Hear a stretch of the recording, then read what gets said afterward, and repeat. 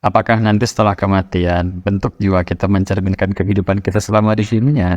Seperti tikus, anjing, babi, atau bahkan menyenapkan, bertaring berbuli, lebat, matanya merah. Pertama, kita mesti mendefinisikan dulu kematian yang dimaksud ini kematian bagaimana. Itu yang pertama.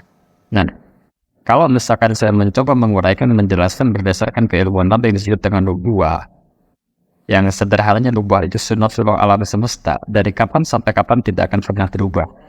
Artinya, kalau misalkan manusia mati atau meninggal di kubur, itu nggak ada lagi manusia yang akan bangkit dari kubur situ gitu. Itu nubuwah itu.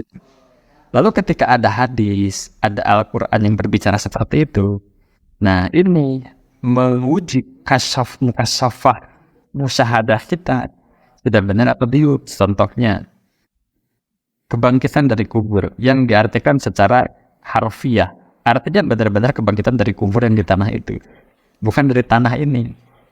Nah, yang kedua maknawiyah atau ada makna tersirat. Nah, makna di sini kuburan yang mana yang dimaksud? Kuburan yang di sana atau jiwa yang berada di kubur di dalam badan ini. Nah, ya kan nubuwah tadi mana yang relevan dengan realita gitu lah. Nah, jadi ketika misalkan kita menjawab pertanyaan seperti ini, yang pertama mesti kita paham nubuwah tauhid. Lalu yang kedua, apa maksud redaksi-redaksi dari keterangan-keterangan ketika dibangkitkan dari kubur, kita akan dibangkitkan berdasarkan amal perbuatan kita, kan begitu? Seperti halnya yang disebutkan, babinya yang keluar, sifat anjingnya, tikusnya misalkan, atau berjalan dengan perut karena rakus misalnya, terus juga berjalan dengan kepala di tanah, kaki di atas, terus juga dideteksikan matahari di atas kepala kita satu jengkal, terus dan lain sebagainya. Nah, ini kalau ditarik ke perjalanan alam, itu sebenarnya kan ada yang disebut dengan alam barzakh sebelum alam kubur. Nah, alam barzakh itu sendiri kan alam yang membentengi. Membentengi dari apa? Bentengnya dari apa? Salah satu benteng daripada alam barzakh, informasinya ada 7 benteng. Di antaranya adalah benteng kemalasan, benteng kebodohan, benteng sudah merasa nyaman, ada beberapa benteng. Nah, itulah benteng-benteng alam barzakh. Ya, kita sekarang ini gitu.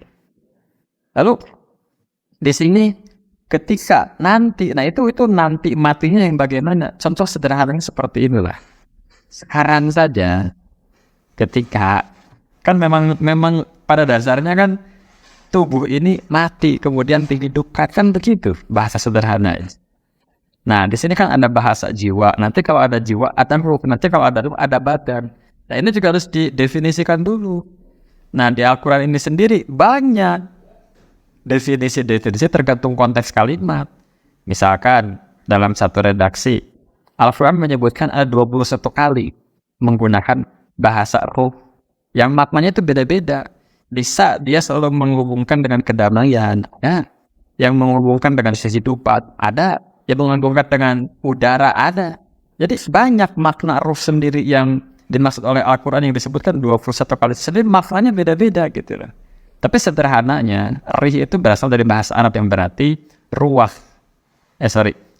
Roh atau ruh itu berasal dari bahasa Arab.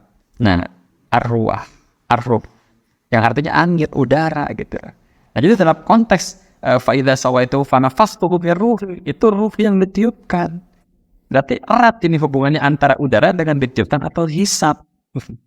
Dalam satu redaksi ayat, dalam ayat lain ada yang berbicara tentang kehidupan. Quran surat 15 ayat 29. Ada yang berbicara tentang bantuan. Quran surat 58 ayat 22, Quran surat 2 ayat 87. Tadi ada yang menyebutkan tentang konsep perdamaian, Quran surat 97 ayat 4. Nah, ada lagi misalkan yang berbicara tentang panjangnya 50.000 tahun sebab apa ini. Quran surat 70 ayat 4 dan menjiwai benda mati. Nah, ini banyak gitu pembicaraan tentang ruh yang disebutkan 21 dalam Al-Quran itu berbicara yang berbeda-beda. Nah, memahami itu tadi harus berdasarkan keilmuan Nabi yang disebut dengan berjiwa. Nubuwah di sini ya yang tadi sunatullah alam semesta. Nah, makanya itu tadi ketika membaca Al-Quran dan hadis tidak boleh mentafsir dengan pikiran, dengan ra'yu, tapi harus dengan keilmuan Nabi itu sendiri.